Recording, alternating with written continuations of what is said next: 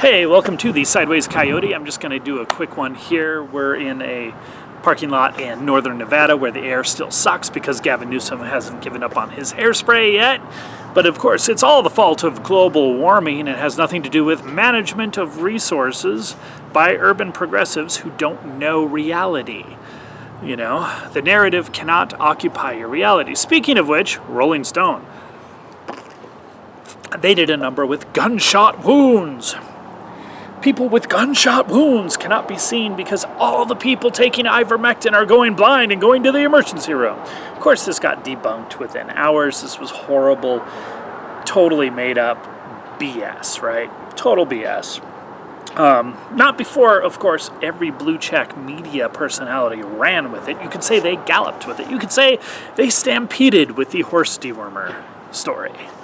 And they had a lot of fun, you know. Oh, look, we've proven that it's bad. Ivermectin is bad. We have a narrative. Of course, it's totally false. And of course, you could tell it was false by reading the narrative, the headline. Reading the headline. The headline was obvious bullshit, except I realized a little bit later, after I read the headline, that the headline had all of the things in it to make an urban progressive believe it because it's a mythological headline.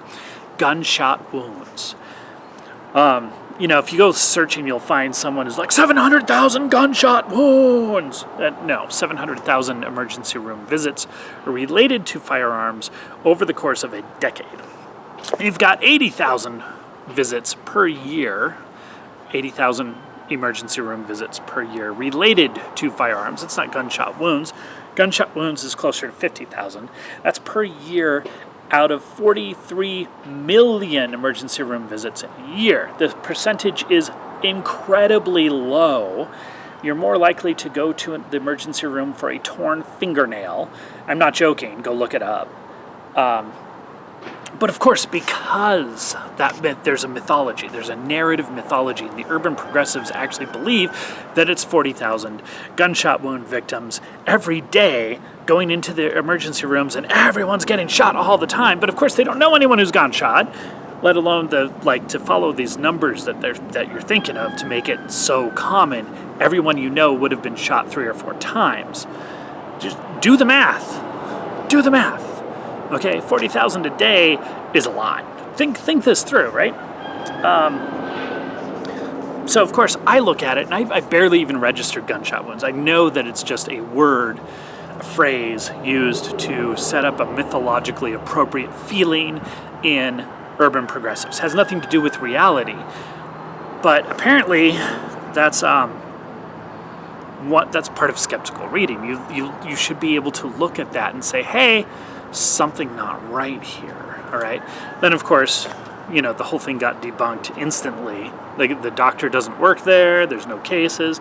There's like a dozen poison control center calls for the state of Oklahoma for an entire month. Or is that 2 weeks? Whatever it was.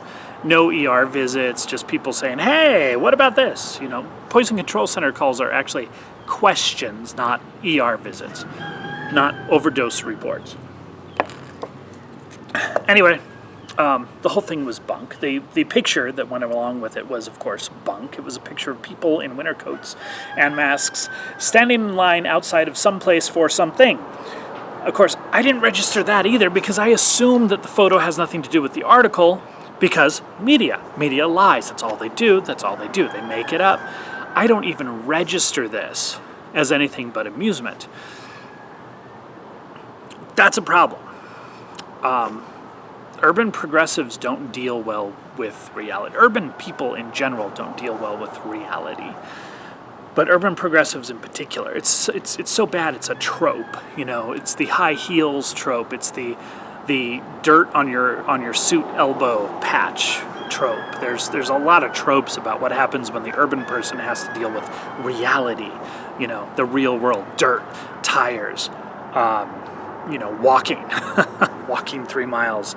There's tropes about this, but it goes all the way back in history, ever since we first set up pampered elites ruling over slaves in the first agricultural cities, because that's what we did. We invented slavery so that we could have pampered elites and cities.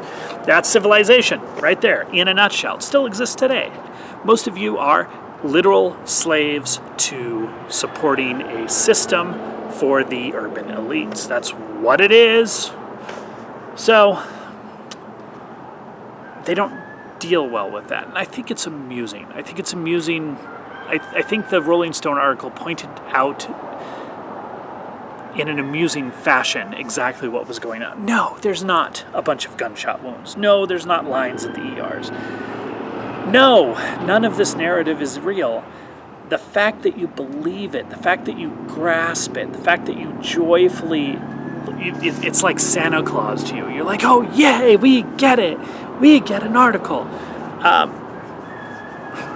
It's a warning sign. Because reality has a habit of coming up and kicking you in the face once in a while, and it would be better for the provincial urban progressives. Progressives in general tend to be very provincial, narrow-minded, and bigoted. It would be better in general to broaden your perspective just a little bit and engage in some skeptical headline analysis. This one was so far over the top, it was just ridiculous. The fact that anyone fell for it is actually concerning to me. So, whatever. It was amusing, and I'll totally admit that a large part of the amusement is laughing at urban progressives for believing it. Stay sideways, keep shooting, and I'll see you soon.